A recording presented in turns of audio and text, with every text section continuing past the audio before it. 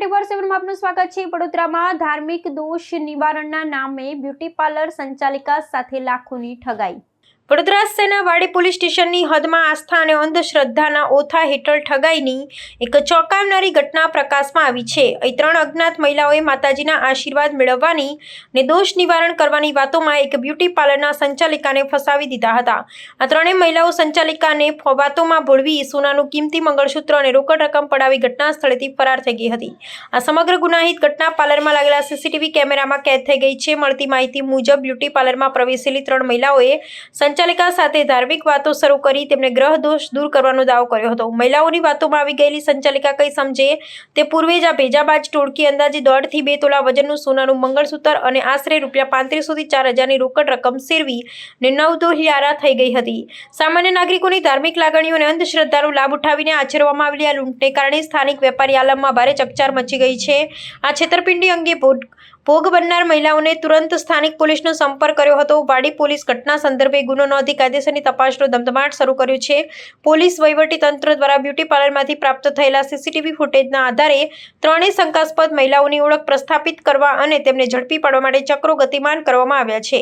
વહીવટી તંત્રે પણ નાગરિકોને આવા અજાણ્યા અને ચમત્કારોના દાવા કરતા શખ્સોથી પ્રભાવિત ન થવા અને સાવચેતી રાખવા અનુરોધ કર્યો છે। આ ગેન્ડીગેટ વિસ્તાર છે, અમારું બ્યુટી પાર્લર છે। મેં 6 વર્ષથી અહીંયા પાર્લર ચલાવું છું। મેં પાર્લર આવી ત્યાર પછી તરત જ મારી પાછળ 3 બહેનો આવી અને એમણે આજુબાજુ ઇન્ક્વાયરી કરી કે પાર્લરવાળા બેન ક્યાં છે। હું સામે હતી અને ત્યાંથી પછી હું આવી કે હા હું જ છું। હું અંદર ગઈ, મારા ગયા પછી 10 મિનિટ પછી પેલી બહેનો અંદર આવી સામે પાણી પીને અને પછી મને પહેલાં તો પાર્લરની જ વાતો કરી એમણે કે તમે મેકઅપ કરો છો। આ મારા 2 બેન છે ને એમને ત્યાં 25 વર્ષે બાબો આવ્યો છે એવું કે તો એમને ત્યાં અમારે યજ્ઞ કરાવવાનો છે, તો યજ્ઞ માટે તૈયાર થવાનું છે, મેકઅપ કરશો? મેં કીધું હા કરીશ। કેટલા લેશો? બધે પ્રશ્ન કર્યો એમણે, અમે એને આન્સર આપ્યા તો કે સારું, તો હમણાં હું છે ને 2 જણને લઈને આવીશ વેક્સ અને ફેશિયલ માટે અને એમને જ કે મેકઅપ પણ કરવાનો છે। મેં કીધું કંઈ વાંધો નહીં।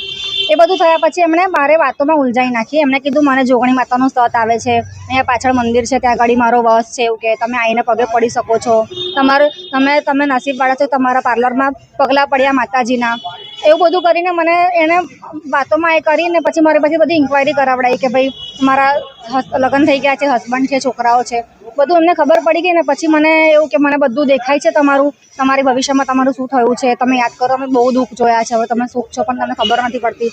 હિપ્નોટાઇઝ કરીને મને પછી ભાન નહોતું સાચે કે મેં શું બોલી ગઈ એમને।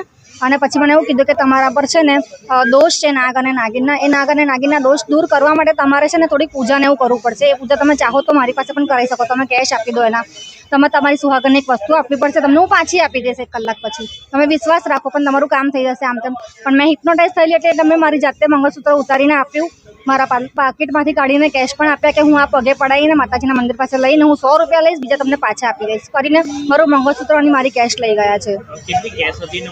3500-4000 જેવી કેશ હતી અને 1.5-2 તોલાની આસપાસ મારું મંગળસૂત્ર હતું।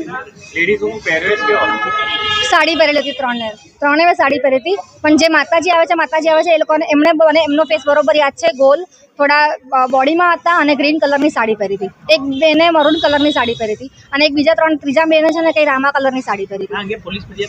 પોલીસ ફરિયાદ કરી છે, મેં FIR કરાવી આવી છું। મેં હેતલ હિતેશ ચવાણ।